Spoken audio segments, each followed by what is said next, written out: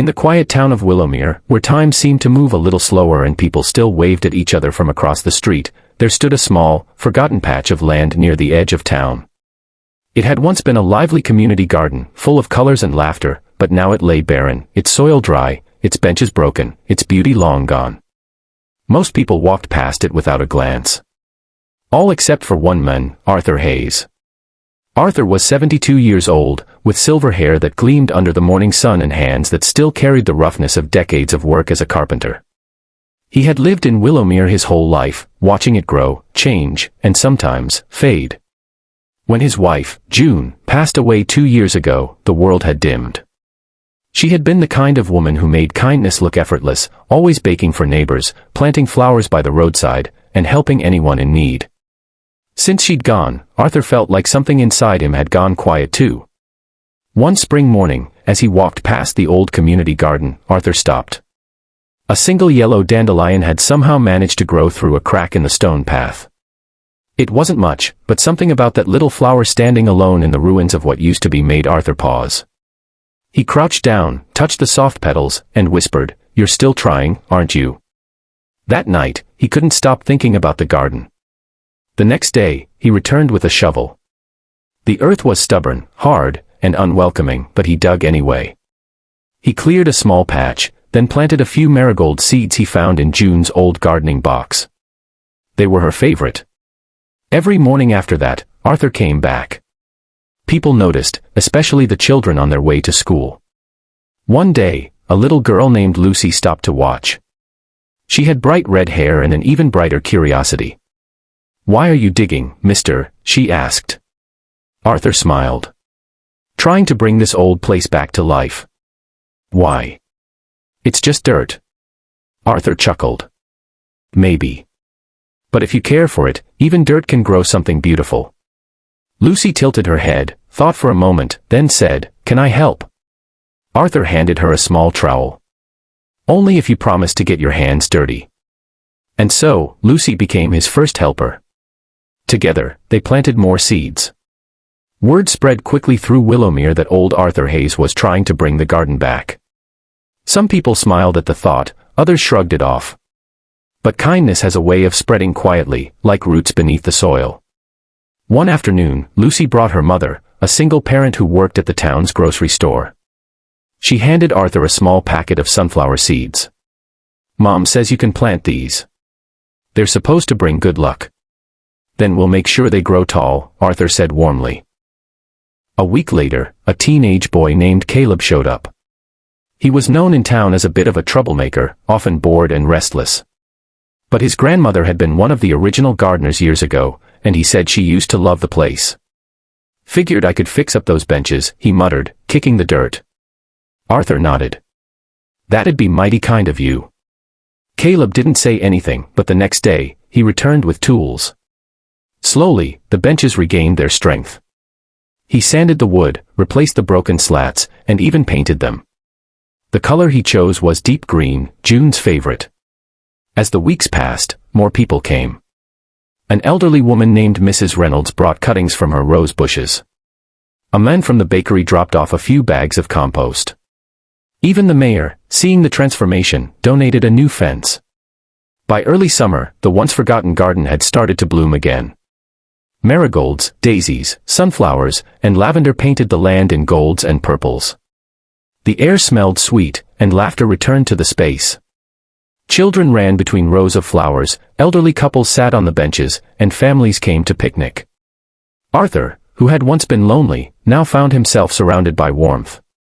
Every smile, every helping hand, reminded him of June.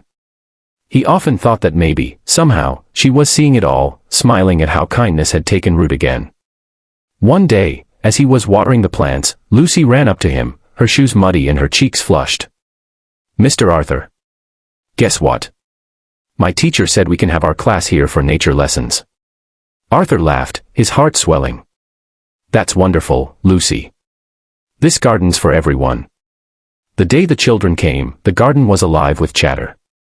Arthur told them stories about each flower, about how some plants needed extra care, and how others could grow even in the toughest soil. Kindness is just like that, he told them. Even when life feels hard, if you keep showing up, if you keep trying, it grows. It spreads. Lucy smiled. Like the garden. Exactly, Arthur said softly. But not all seasons last. That autumn, Arthur's health began to falter. He grew tired more easily, and his visits to the garden became shorter. People noticed, and one by one, they began to take on his tasks. Caleb came every morning before school to water the plants. Lucy and her mother weeded on weekends. Mrs. Reynolds pruned the roses. One crisp October morning, Arthur came to the garden for what would unknowingly be his last visit. He sat on one of the benches, breathing in the scent of the flowers and watching a gentle breeze dance through the petals. Lucy joined him, holding 2 cups of hot cocoa. "Mom made these for us," she said, handing one to him. "Thank you, sweetheart," Arthur replied. His hands shook slightly as he took the cup. They sat in silence for a while, watching the sun dip low. "Mr. Arthur?" Lucy asked quietly. "Do you think the garden will always stay like this?" Arthur looked around, the colors, the laughter, the life, and smiled. "If people keep caring for it, it will. You see, Lucy, kindness doesn't die. It just changes hands." A week later, Arthur passed away peacefully in his sleep. The news spread quickly through Willowmere, leaving a soft ache in everyone's heart. But grief soon gave way to gratitude. At the garden's entrance, someone placed a small wooden sign that read, "The Hayes Garden, where kindness took root." That spring, the whole town gathered for a memorial. Children planted wildflowers, families shared stories, and Caleb, now more confident and kind than anyone had ever seen him, spoke quietly to the crowd. Mr. Hayes didn't just plant flowers. He planted kindness. He showed us that even small things, a seed, a smile, a helping hand, can grow into something that changes everything. The garden flourished like never before. New benches were added, a bird bath installed, and the townspeople took turns tending the plants. Lucy, now a few years older, led a school club that cared for the garden every week. She'd often tell newcomers about Arthur Hayes, the man who believed in second chances, in small beginnings, and in the quiet strength of kindness. Years went by. The town grew, technology advanced, but the garden remained, a living memory of what kindness could do. Travelers passing through often stopped there, drawn by its beauty and peace. Many of them left behind small notes under the big oak tree in the center, messages of hope, thanks, and love. Some even planted seeds of their own before leaving. One summer evening, Lucy, now grown and working as a teacher, sat on the same bench Arthur once had.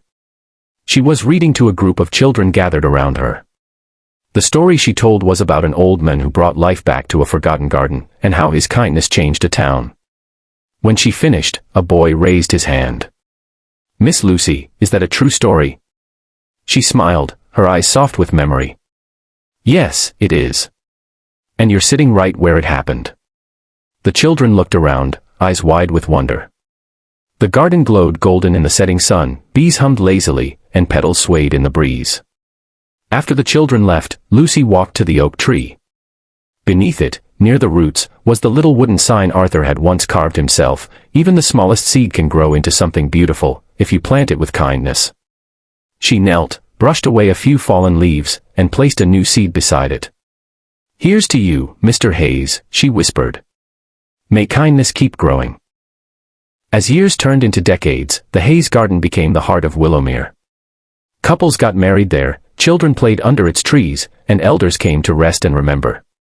Each flower that bloomed seemed to carry a whisper, a reminder that kindness, once planted, never truly fades. People who visited often said there was something special in the air, something peaceful and pure. Perhaps it was just the scent of flowers. Or perhaps it was something deeper, the lingering warmth of a man who believed that even a forgotten patch of land could bloom again if only someone cared enough to try. And somewhere in the rustle of leaves, in the laughter of children, and in the quiet hum of bees, the spirit of Arthur Hayes lived on, proof that where kindness takes root, beauty never stops growing.